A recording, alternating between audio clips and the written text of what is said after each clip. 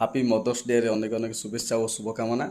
ଏ ବର୍ଷ ଯେଉଁ ପିଲାମାନେ ସବୁ ଦଶମ ପରୀକ୍ଷା ଦେବ 2026-27 ବ୍ୟାଚ୍ ପିଲାମାନେ ବହୁତ କମେଣ୍ଟ ମଧ୍ୟ ଆସିଥିଲା କି ସାର୍ ଆମକୁ ବି ଟିକେ ସାହାଯ୍ୟ କର। ମୁଁ ସାହାଯ୍ୟ କରିବି।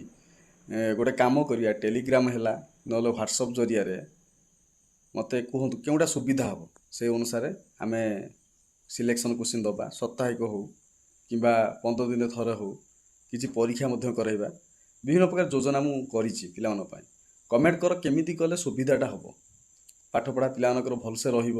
ଆମର ଗ୍ରୁପ୍ ହେବା, ଆମର ଯେଉଁ ପିଲାମାନେ ମୋ ପାଖରେ ପଢ଼ିବା ପାଇଁ ଚାହୁଁଛନ୍ତି ସେମାନେ ମୋତେ କମେଣ୍ଟ କର, ମୁଁ ସିଲେକ୍ସନ୍ କୋଶ୍ଚିନ୍ ଯୋଗାଇବି। ପୁରା 6ଟା ସବଜେକ୍ଟରୁ 6ଟା ସବଜେକ୍ଟ ଯେଉଁମାନେ ଏବେଠାରୁ ପଢ଼ିବ ନା, ଗ୍ୟାରେଣ୍ଟେଡ଼ କହୁଛି ଯଦି ନ ଠକିକି ଠିକ୍ ଭାବରେ ପଢ଼ିବ 500ରୁ ଏଭବ ରହିବ।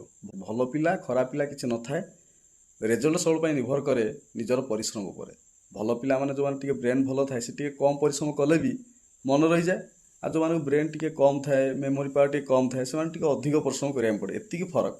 କିନ୍ତୁ ଯେଉଁମାନେ ନିଜେ ପଢ଼ୁନାହାନ୍ତି ରେଜଲ୍ଟ ଆଶା ରଖନା। ତାହେଲେ କମେଣ୍ଟ କର। ଯଦି ବା କମେଣ୍ଟ ଯଦି 100+ ଆସିଯିବ ମୁଁ ଖୁସି ହେଇଯିବି ପୁରା। ତାପରେ ମୁଁ ନିହାତି ଭାବରେ କିଛି ଯୋଜନା କରିବି ପିଲାମାନଙ୍କ ପାଇଁ, ସିଓର କହୁଛି। ତାହେଲେ ମୁଁ ଆଗେ ଦେଖେ କେତେ ପିଲାଙ୍କର ଆଗ୍ରହ ଅଛି।